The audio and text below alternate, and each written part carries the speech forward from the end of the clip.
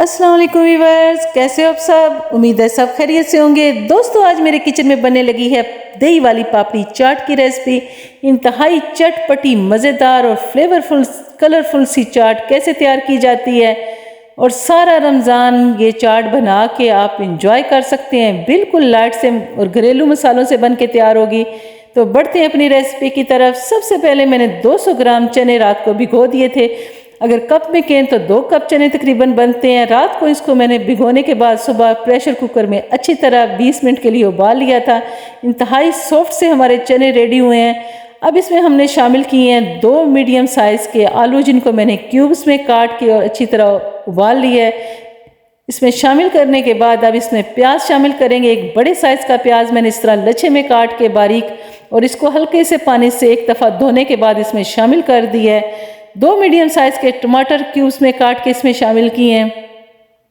अब इसको हल्का सा तीखा फ्लेवर देने के लिए सब्ज़ मिर्च का मैं यहाँ इस्तेमाल करूँगी। 2 से 3 छोटे साइज़ की सब्ज़ मिर्च काट के इनको भी बारीक और इसमें शामिल कर दिया है।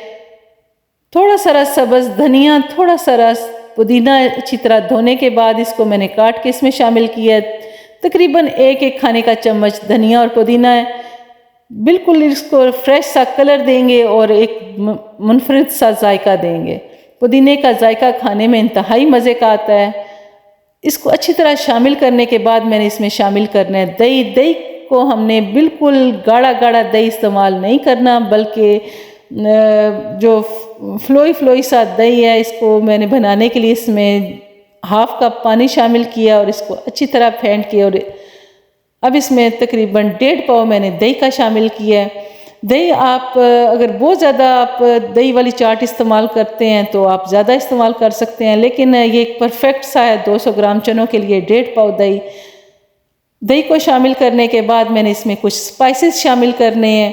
सबसे पहले मैंने इसमें नमक शामिल किया है, तकरीबन हाफ चाय का चम्मच।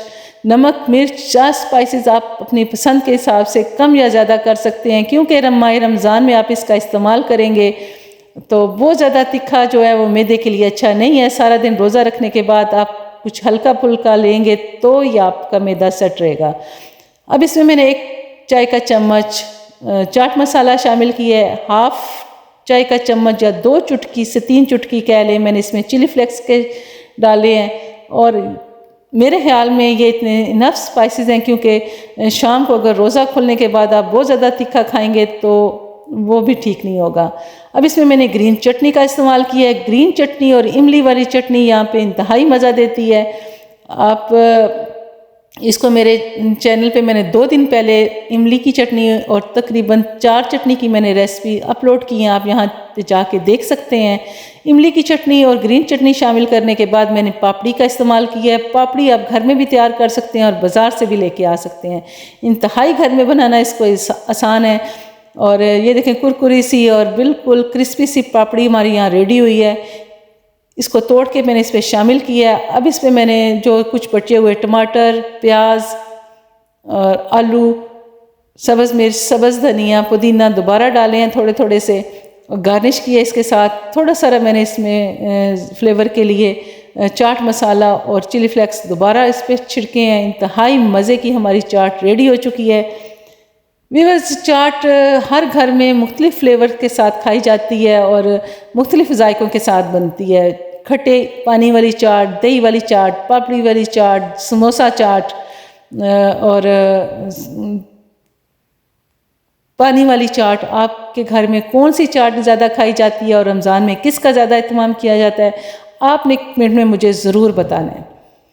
तो व्यूअर्स, ये थी आज की मज़े की चटपटी सी और मज़ेदार सी चाट की रेसिपी।